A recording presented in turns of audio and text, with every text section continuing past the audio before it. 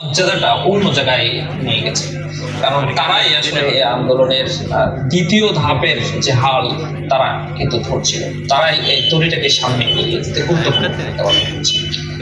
এছাড়াও দেখা যাচ্ছে মাদ্রাসার শিক্ষার্থীরা, বিশেষ করে এই যাত্রাবাড়ি এরিয়াতে কওমি মাদ্রাসার শিক্ষার্থীরা যেভাবে করে তারা মাঠে থেকে ওই যাত্রাবাড়িটাকে ব্লক করছিল, এটা আসলে অবিস্মরণীয়।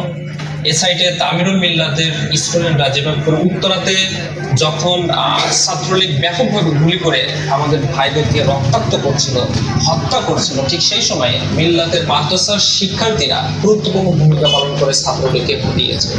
এভাবে করে আমরা এই আন্দোলন, পুরো আন্দোলনটাকে দেখতে পাই যে বিশ্ববিদ্যালয় থেকে শুরু করে স্কুল, কলেজ, মাদ্রাসা সবাই একাকার হয়ে এই আন্দোলনটাকে আসলে সফলতার জায়গায় নিয়ে গেছে।